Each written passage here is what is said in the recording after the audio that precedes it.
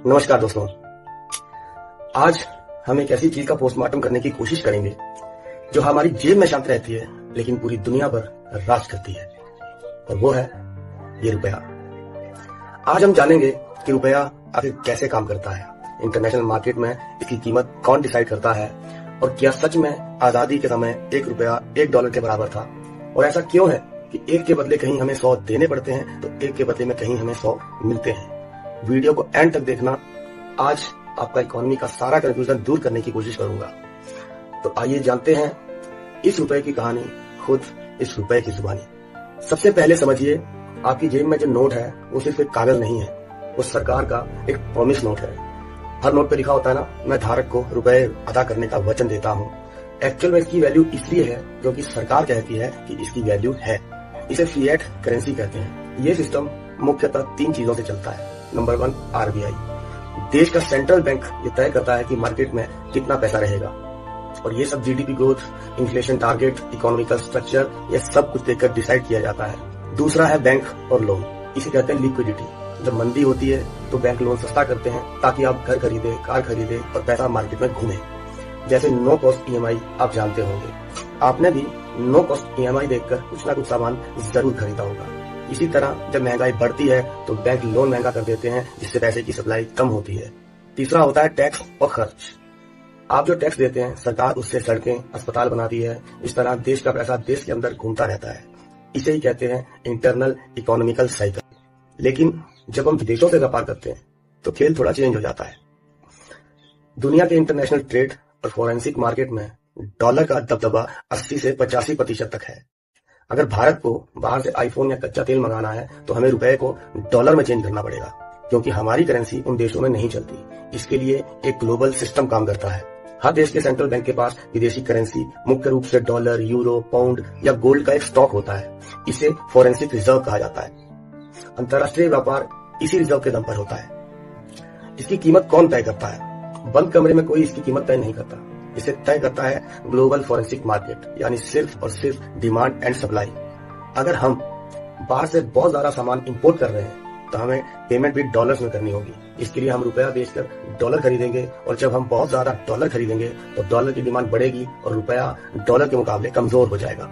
ठीक ऐसे ही अगर पूरी दुनिया में भारतीय चीजों की डिमांड बढ़ेगी, जैसे हमारे सॉफ्टवेयर, मसाले, कपड़े, कृषि, अनाज, कुछ भी, तो विदेशी लोग उन्हें खरीदने के लिए पहले भारतीय करेंसी यानी रुपया खरीदेंगे, और जब रुपए की डिमांड बढ़ेगी तो अपने आप रुपया मजबूत होगा। अब आते हैं उस दावे पर कि भारत की आजादी के समय एक रुपया $1 के बराबर था। तो भाई, ये सिर्फ एक व्हाट्सएप यूनिवर्सिटी की अफवाह है और कुछ नहीं। सच क्या है? सच 1947 में जब हमारा देश आजाद हुआ तब हम पर ब्रिटिशर्स का राज था, और ब्रिटिशर्स पाउंड में डील करते थे, न कि डॉलर्स में। उस समय एक पाउंड लगभग ₹3.25 के आसपास था और एक पाउंड $4 के बराबर था। यानी गणित लगाएं तो 1947 में एक रुपया लगभग $3.25 के बराबर था। एक रुपया $1 के बराबर कभी भी नहीं था। तो अब कई लोग पूछेंगे कि रुपया इतना नीचे कैसे गिरा। देखो, भारत सरकार ने खुद आगे रहकर 2 बार 1966 और 1991 में 2 बार रुपए की वैल्यू को जानबूझकर कम किया था। इसे डीवैल्यूएशन कहते हैं। 1966 के आसपास, 1962 में चीन युद्ध हुआ, 1965 में पाकिस्तान युद्ध हुआ, और 1966 में भयंकर सूखे ने देश की कमर तोड़ दी। विदेशी मुद्रा बंधक खत्म हो गए। उस समय आईएमएफ और वर्ल्ड बैंक ने इंदिरा गांधी सरकार के सामने डीवैल्यूएशन मांगा। इंदिरा गांधी सरकार ने रुपए को 57% तक गिराया।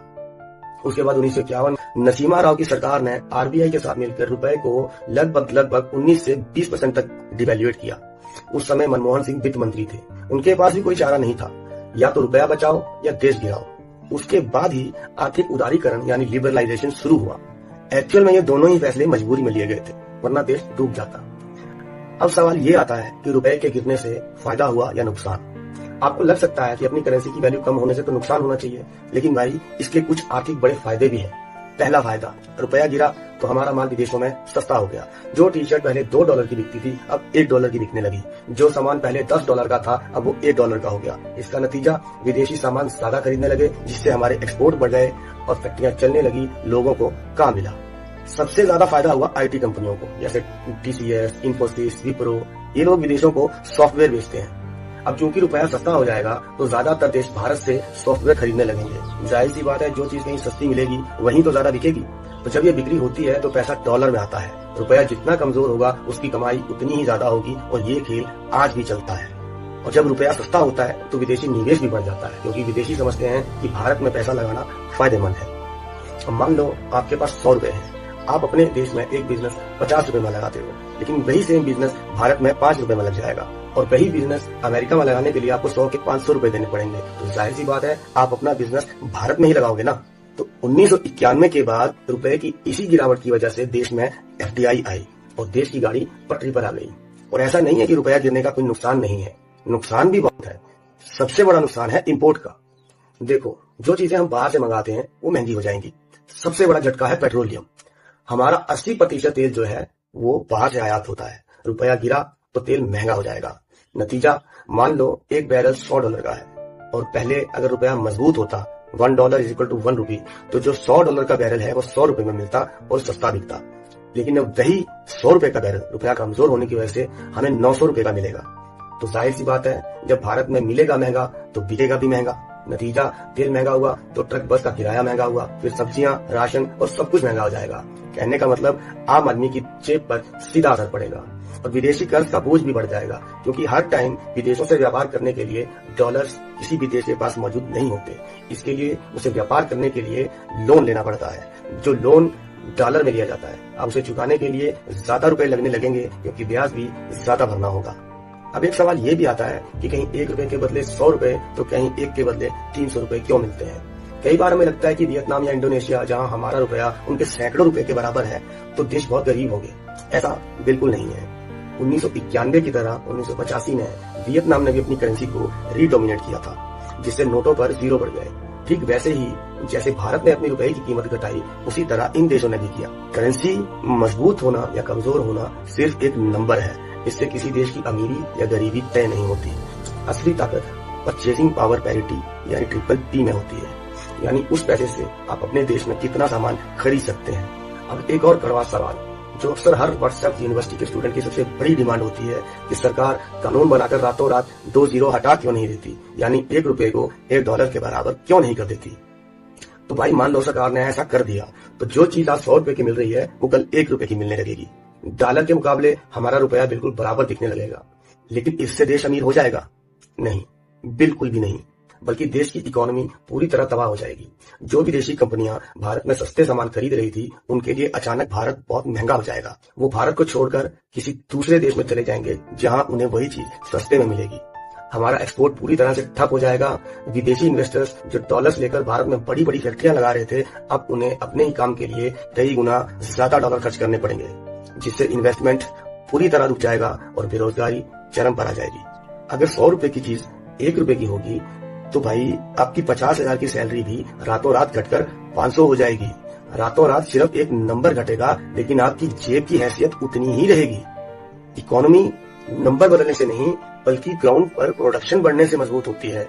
तो भाई मुझे आज तक ये समझ नहीं आया कि 1 रुपए को $1 के बराबर करने की डिमांड किस बेसिस पर की जाती है।